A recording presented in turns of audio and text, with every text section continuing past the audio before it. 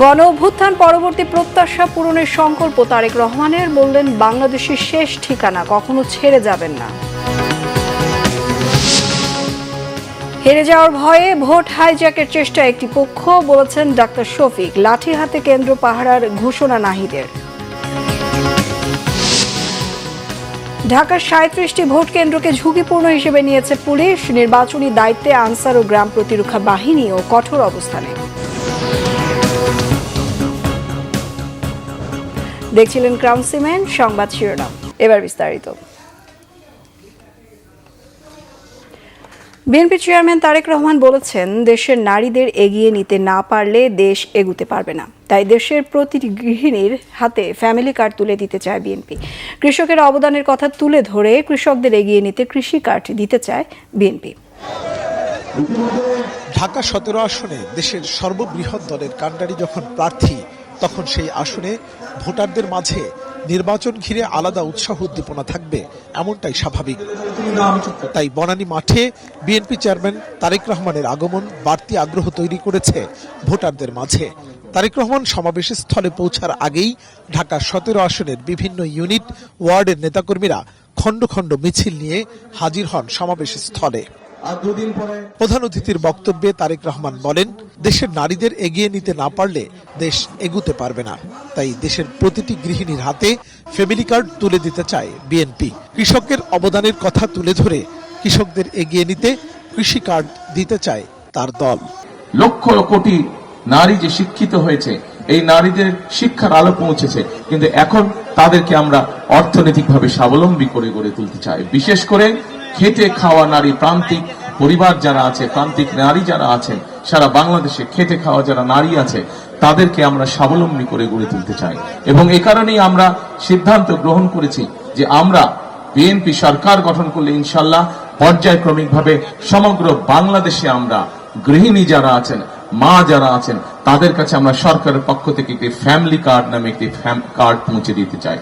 বেকারত্ব ঘোচাতে দেশের বেকারদের কর্মের ব্যবস্থা করা হবে, এমনটি উল্লেখ করে বিএনপি চেয়ারম্যান বলেন, যারা কর্মের খোঁজে বিদেশে যাবে তাদের জন্য ক্ষুদ্র ব্যাংক ঋণ সুবিধা চালু করবে বিএনপি। আমাদের যে সকল ভাইয়েরা বিদেশে চাকরি করতে যায়, যাবার আগে তাদেরকে অনেক সময় অর্থের সংকটে পড়তে হয়, এবং তখন তারা কি করে, স্বাভাবিকভাবে পৈতৃক জমি জমা যা থাকে বাধ্য হয়ে অনেকেই সেই জমি জমা বিক্রি করতে হয়। আমরা সিদ্ধান্ত গ্রহণ করছি ইনশাআল্লাহ বিএনপি সরকার গঠন করলে এখন থেকে যারা বিদেশে যাবে তাদেরকে আমরা ক্ষুদ্র ব্যাংক ঋণের ব্যবস্থা করে দেব, যাতে সেই টাকা দিয়ে তারা বিদেশে যেতে পারে, পৈতৃক জমি জমা যেন তাদেরকে বিক্রি করতে না হয়। আগামীতে বিএনপি নির্বাচিত হলে পূর্বের অভিজ্ঞতা কাজে লাগিয়ে রাষ্ট্র পুনর্গঠনের প্রতিশ্রুতিও দেন তারেক রহমান। রাষ্ট্র পুনর্গঠনের কাজে হাত দিতে হবে আমাদের সামনে অনেকগুলো চ্যালেঞ্জ আছে। মুহিবুল্লাহ মুহিব, বাংলা ভিশন, ঢাকা। দর্শক, ঢাকা ৮ আসনের পীরজঙ্গি মাজার এলাকায় নির্বাচনী পথসভায় বক্তব্য রাখবেন তারেক রহমান। সেখানে এই মুহূর্তে আছেন আমাদের বিশেষ প্রতিনিধি মুহিবুল্লাহ মুহিব, যুক্ত হচ্ছে তার সঙ্গে। মুহিব, পীরজঙ্গি মাজার এলাকার জনসভার প্রস্তুতি আপনি কেমন দেখছেন, সংক্ষেপে জানাবেন। বিপাশা, আপনি যেমনটি বলছিলেন, বিএনপি চেয়ারম্যান তারেক রহমান তিনি কিন্তু সকালেই প্রথম জনসভাটি শেষ করেছেন বনানী মাঠে। অর্থাৎ তার যে নির্বাচনী আসন রয়েছে সেই আসনে লোকে লোকারণ্য হয়ে গিয়েছিল। তার ভোটার সমর্থক যারা রয়েছেন তারা কিন্তু সেই সমাবেশে অংশগ্রহণ করেছেন, এবং সেখান থেকে তিনি ঢাকা 10 আসনে নির্বাচনী সমাবেশে অংশগ্রহণ করছেন। এই মুহূর্তে আমি রয়েছি ঢাকা 8 আসন, অর্থাৎ বিএনপি স্থায়ী কমিটির সদস্য মির্জা আব্বাস যেখানে নির্বাচন করছেন সেই আসনটিতে, পীরজঙ্গি এলাকা, অর্থাৎ মতিঝিলের যে আইডিয়াল স্কুলটি রয়েছে সেই স্কুলের সামনের যে সড়কটি, এখানে ইতিমধ্যেই কিন্তু এই সমাবেশকে ঘিরে লোকে লোকারণ্য হয়ে গেছে, এবং এই আসনের বিভিন্ন ওয়ার্ড এবং ইউনিট পর্যায়ের নেতাকর্মীরা কিন্তু এবং মিছিল নিয়ে কিন্তু এই রাস্তাটি পুরা লোকে গেছে। আপনি নিশ্চয়ই দেখতে পাচ্ছেন যে এই সড়কটির দুই পাশেই কিন্তু যেন তিল ধারণের ঠাঁই নেই। আসলে এই এলাকায় কাজ করবেন এবং এই এলাকার যিনি বিএনপি মনোনীত প্রার্থী রয়েছেন, এবং তার এই সমাবেশকে ঘিরে কিন্তু ইতিমধ্যেই নিশ্চিদ্র নিরাপত্তা ব্যবস্থা জোরদার করা হয়েছে। এখানে পুলিশ, র্যাবের পাশাপাশি বিজেপির মোতায়েন রয়েছে, এবং কিছুক্ষণের মধ্যেই তিনি এখানে উপস্থিত হবেন, উদ্দেশ্যে তিনি বক্তব্য রাখবেন। এবং তারেক রহমানের এই বক্তব্য সেটি কিন্তু শুধুমাত্র এই এলাকার মানুষ নয়, সমগ্র বাংলাদেশের মানুষের উদ্দেশ্যে শেষেই কিন্তু তার এই বক্তব্য হয়ে থাকে এবং তার ব্যতিক্রম আমরা দেখিনি বনানীতেও। তিনি সমগ্র দেশের মানুষের জন্য করবেন, ফ্যামিলি কার্ড থেকে শুরু করে কৃষক কার্ড, নানা প্রতিশ্রুতি দিয়ে যাচ্ছেন এবং সেই প্রতিশ্রুতির অংশ হিসাবে এখানেও বক্তব্য রাখবেন এবং এই এলাকার মানুষ যাতে ধানের শীষে ভোট দেয় সেজন্যই কিন্তু তিনি আহ্বান জানাবেন। তো এই ছিল আমার কাছে ঢাকা ৮ আসনে তথ্য। বিপাশা। মুহিব, ধন্যবাদ আপনাকে। দর্শক, ঢাকা ৮ আসনের পীরজঙ্গি মাজার এলাকা থেকে যুক্ত হয়েছিলেন সহকর্মী মুহিবুল্লাহ মুহিব। একটি পক্ষ নির্বাচনে হেরে যাওয়ার ভয়ে চোরাই পথে ভোট হাইজ্যাক করার চেষ্টা করছে বলে অভিযোগ করেছেন জামায়াত ইসলামের নামী ডাক্তার শফিকুর রহমান। সোমবার রাজধানীর মোহাম্মদপুরে ঢাকা ১৩ আসনে জোটের প্রার্থী মামুনুল হকের নির্বাচনী জনসভায় অংশ নিয়ে তিনি কথা বলেন। এ সময় তিনি আরও বলেন, সরকারের কিছু আমলা, কিছু সচিব এখনও দলবাজি করছেন, অতীতে ক্ষমা পেয়েছেন, সামনে পাবে না বলে মন্তব্য তার। নিরপেক্ষ না থাকলে প্রতিহত করার হুঁশিয়ারও দেন জামায়াতের আমির। এতে অংশ নিয়ে এনসিপির আহ্বায়ক নাহিদ ইসলাম বলেন, ভোটের দিন ৪০০ গজের মধ্যে মোবাইল ফোন ব্যবহারে নির্বাচন কমিশনের আরোপিত নিষেধাজ্ঞা আজকের মধ্যে প্রত্যাহার করতে হবে, অন্যথায় মঙ্গলবার নির্বাচন কমিশন ঘেরাও করা হবে। প্রধান উপদেষ্টার বাসভবনে ঢোকার চেষ্টা করলে পুলিশ বসে থাকতে পারে না। গেল শুক্রবার লাঠির হাতে আন্দোলনকারীদের পেটানোর বিষয়ে সাংবাদিকদের প্রশ্নের জবাবে বলেছেন ডিএমপি কমিশনার শেখ মোহাম্মদ সাজ্জাদ আলী। দুপুরে ডিএমপি মিডিয়া সেন্টারে নির্বাচন নিরাপত্তা সংক্রান্ত প্রেস ব্রিফিংয়ে এসব কথা বলেন তিনি। কেউ বিভিন্ন দাবি দাওয়া নিয়ে রাস্তা বন্ধ করে জনভোগান্তি সৃষ্টি করছে, তাদেরকে প্রতিহত করার আহ্বান জানিয়েছেন ডিএমপি কমিশনার। প্রধান উপদেষ্টার বাসভবন এলাকায় যে কোনো আন্দোলন সম্পূর্ণ নিষিদ্ধ উল্লেখ করে কমিশনার বলেন, নির্বাচনের কয়েকদিন আগে এমন আন্দোলন সম্পূর্ণ উদ্দেশ্য প্রণোদিত। ঢাকার ৩৭টি ভোট কেন্দ্রকে ঝুঁকিপূর্ণ হিসেবে চিহ্নিত করা হয়েছে বলে জানিয়ে ডিএমপি কমিশনার বলেন, ঢাকায় নির্বাচনকালীন নিরাপত্তার কোনো থ্রেট নেই। প্রতিটি ঝুঁকিপূর্ণ ভোট কেন্দ্রে ৭ জন করে পুলিশ মোতায়েন থাকবে। দায়িত্ব পালনে পুলিশের সক্ষমতা ও দক্ষতা বৃদ্ধির জন্য কিভাবে আন্দোলনকারীদেরকে সরকার প্রধানের বাসভবন কাম অফিসে ঢোকার মতো সুযোগ বা ঢুকতে যাচ্ছে, এই অবস্থায় আমি কি বসে থাকার কোনো সুযোগ আছে কিনা? আমি নিজেই যাই নাই। অ্যাট ওয়ান স্টেজ আমি আমার ইন্সপেক্টর জেনারেলকে ফোন করছি যে ভাই আমি তো একা পারতেছি না, you should come to help me, এবং ইন্সপেক্টর জেনারেল নিজেও সেখানে আসছে, আপনারা দেখছেন কিনা। ততক্ষণে আমরা আন্দোলনকারীকে শেরাটনের ওই পাশে নিয়ে গেছি। আমার ডান পাশের কলিগ, বাম পাশের কলিগ সবাই উপস্থিত ছিল। এদিকে আনসার ও গ্রাম প্রতিরক্ষা বাহিনীর সদস্যদের ভোট কেন্দ্রে নিরপেক্ষভাবে দায়িত্ব পালনের নির্দেশনা দিয়েছেন বাহিনীটির মহাপরিচালক মেজর জেনারেল আব্দুল মোতালেব সাজ্জাদ মাহমুদ। রাজধানীর আর্মি স্টেডিয়ামে আনসার ও গ্রাম প্রতিরক্ষা বাহিনীর নির্বাচনী প্রস্তুতিমূলক সমাবেশে এ নির্দেশনা দেন তিনি। বলেন, সন্ত্রাসীদের ভয় পাওয়া যাবে না, সাহসিকতার সাথে দায়িত্ব পালন করতে হবে, বিশৃঙ্খলা হলে কোনোভাবেই ভোট কেন্দ্র ছেড়ে যাওয়া যাবে না। তিনি জানান, সারা দেশে প্রায় ৫,৫৬,১২৭ জন আনসার ভিডিপি সদস্য নির্বাচনী দায়িত্বে নিয়োজিত থাকবেন, যার সর্বোচ্চ অংশ ঢাকায় মোতায়েন করা হয়েছে ২৭,৭০৩ জন সদস্য। প্রতিটি ভোট কেন্দ্রে ১৩ জন করে প্রশিক্ষিত সদস্য দায়িত্ব পালন করবেন। নিরপেক্ষভাবে ভোট কেন্দ্রের নিরাপত্তা নিশ্চিত করা, উস্কানি প্রতিহত করা এবং প্রযুক্তি নির্ভর রিপোর্টিং ব্যবস্থার মাধ্যমে নির্বাচন কমিশন ও স্বরাষ্ট্র মন্ত্রণালয়ের সঙ্গে সমন্বয় রাখার নির্দেশনা দেওয়া হয় সমাবেশে। দেশকে শান্তিপূর্ণ উৎসব মুখর নির্বাচন উপহার দেওয়ার অঙ্গীকার ব্যক্ত করেন আনসারের মহাপরিচালক। আগের মতো এই ইলেকশন হবে না যে আমি দাঁড়ায় থাকলাম, আমার সামনে দিয়ে যা খুশি তা করতেছে, বা আমার সামনে দিয়ে ভোটের ব্যালট বক্স নিয়ে চলে যাচ্ছে। Not accepted. তোমার লাশের উপর দিয়ে যাবে, কিন্তু তোমার সামনে দিয়ে কেউ ভোট ব্যালট বক্সে হাত দিতে পারবে না। পারবে? কেউ হাত দিতে পারবে?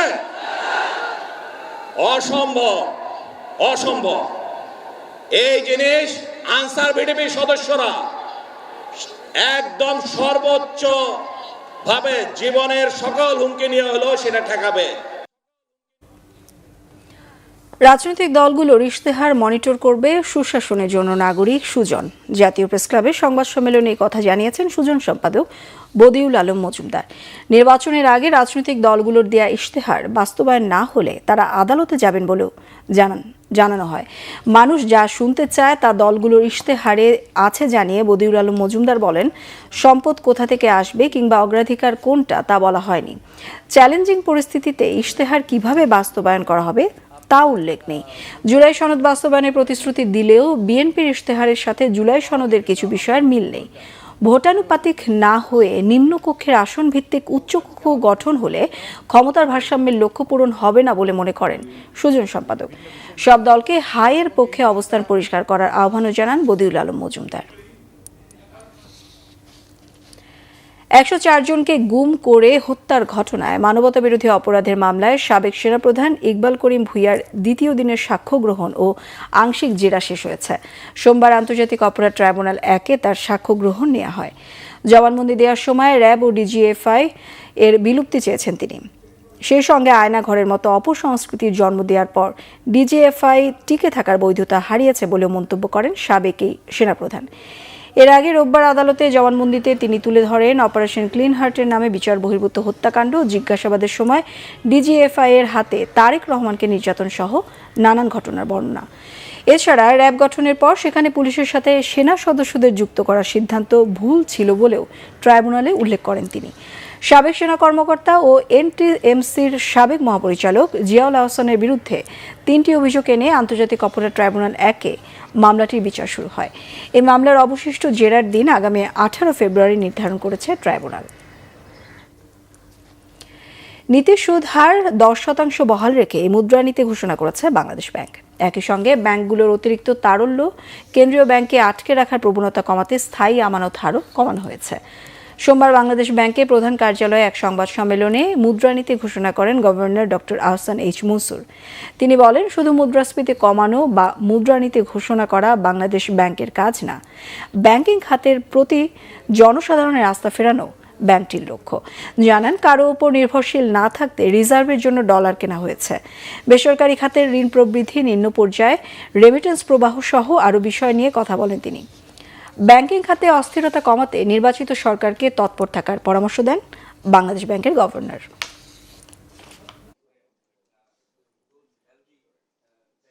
সরকার যেটুকু বেশি নিচ্ছে সেটা কিন্তু ব্যক্তি খাত থেকে আসতেছে। আমার তো প্রায়োরিটি দুজন, সরকার এবং বেসরকারি খাত, সরকারি খাত বেসরকারি খাত। তো সেই জন্য এখানে একটা সমন্বয়ের প্রয়োজন আছে। সরকার যদি আরো বেশি নিতে থাকে তাহলে মনিটারি ম্যানেজমেন্টটা ডিফিকাল্ট হবে, স্ট্রেসটা বাড়বে, ইন্টারেস্ট রেট কমবে না। ভোটের মাঠে সবাইকে সতর্ক থাকার আহ্বান জানিয়েছেন বিএনপির স্থায়ী কমিটির সদস্য আমির খসরু মাহমুদ চৌধুরী। দুপুরে চট্টগ্রাম মহানগরীর মেহেদীবাগে তার বাসভবনে সংবাদ সম্মেলনে আহ্বান জানিয়ে বলেন, আইন শৃঙ্খলার অবস্থা খুবই খারাপ। এই পরিস্থিতির উন্নয়নে পুলিশ নাগরিক মিলে যৌথভাবে কাজ করতে হবে। বিএনপি ক্ষমতায় গেলে চট্টগ্রামকে শুধু বাণিজ্যিক রাজধানী নয়, বন্দরকে লজিস্টিক হাব হিসেবে গড়ে তোলা হবে, যা দক্ষিণ এশিয়ার অনেকে ব্যবহার করতে পারবে বলে আশ্বাস দেন আমির খসরু মাহমুদ চৌধুরী। একই সঙ্গে আধুনিক জনবান্ধব চিকিৎসা ব্যবস্থা, 18 মাসে 1 কোটি কর্মসংস্থান সহ পরিকল্পিত নগরায়ন গড়ে তোলার কথাও জানান তিনি। পত্র পত্রিকায়, সোশ্যাল মিডিয়াতে যে বিষয়গুলো উঠে আসছে, নিউজ মিডিয়াতে কেউ সিল বানাচ্ছে, ব্যালট পেপার বানাচ্ছে, বোরকা বানাচ্ছে, তারপরে ওই এনআইডি কার্ড নিয়ে যাচ্ছে, বিকাশ করার জন্য চিঠি টেলিফোন নাম্বার নিচ্ছে। তো এইগুলোকে মাথায় রেখে আমাদেরকে সাবধান হতে হবে। যারা এইসবের মাধ্যমে পেছনের দরজা দিয়ে ক্ষমতায় আসার চেষ্টা করছে, তাদের জন্য বাংলাদেশের গণতন্ত্রকামী মানুষ, মুক্তিকামী মানুষ তাদেরকে কোনোদিন গ্রহণ করবে না, এটা আমি বিশ্বাস করি। দিনভর কর্মবিরতির পর গতকাল গভীর রাতে কর্মসূচি স্থগিত করেছে চট্টগ্রাম বন্দর রক্ষা সংগ্রাম পরিষদ। রাতে এক বিবৃতিতে পরিষদের সমন্বয়ক মোহাম্মদ হুমায়ুন কবির ও মোহাম্মদ ইব্রাহিম খোকন বলেন, এনসিটি নিয়ে উপদেষ্টা এম শাখাওয়াত হোসেন ও বিডার চেয়ারম্যান আশিক চৌধুরীর সাংবাদিকদের উদ্দেশ্যে দেওয়া বক্তব্য অনুযায়ী বর্তমান সরকারের আমলে এনসিটি চুক্তি না করার সিদ্ধান্ত জানানো হয়। নেতারা বলেন, এসব বিষয়ে তাদের সন্তোষজনক আলোচনার প্রেক্ষিতে জাতীয় সংসদ নির্বাচন এবং রমজানের পণ্য রিলিজের স্বার্থে তারা চট্টগ্রাম বন্দর রক্ষা সংগ্রাম পরিষদের ধর্মঘটের কর্মসূচি 9 ফেব্রুয়ারি সকাল 8টা থেকে আগামী 15 ফেব্রুয়ারি পর্যন্ত স্থগিত ঘোষণা করেন। তবে এই সময়ের মধ্যে 5টি সমস্যার সমাধান না হলে 16 ফেব্রুয়ারি সংবাদ সম্মেলনের মাধ্যমে পরবর্তী কর্মসূচি ঘোষণা করা হবে। সমস্যাগুলোর মধ্যে চট্টগ্রাম বন্দর কর্তৃপক্ষ বন্দরের 5 কর্মচারীকে গ্রেফতার ও হয়রানিমূলক মামলা প্রদান, বন্দরে 15 কর্মচারীকে বাংলাদেশের বিভিন্ন বন্দরে বদলি, আন্দোলনরত কর্মচারীদের নানাবিধ শাস্তি প্রদান, আন্দোলনরত কর্মচারীদের বাসা বরাদ্দ বাতিল, আন্দোলনরত 16 কর্মচারীকে সাময়িক বরখাস্ত সহ নানাবিধ শাস্তি দেওয়া হয়। সংবাদ শেষ করব ক্রাউন সিমেন্ট শিরোনামগুলো আরো একবার জানিয়ে।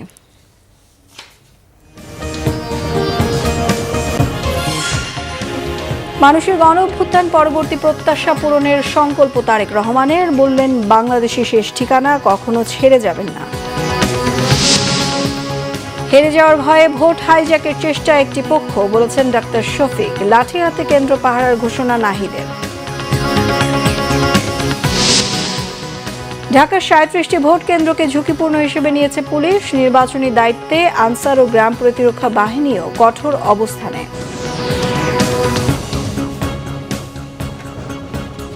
এই ছিল এখনকার মতো। পরের সংবাদ বিকেল 4টায়, 3টায় রয়েছে নিউজ টপ 10 দেখার আমন্ত্রণ রইল।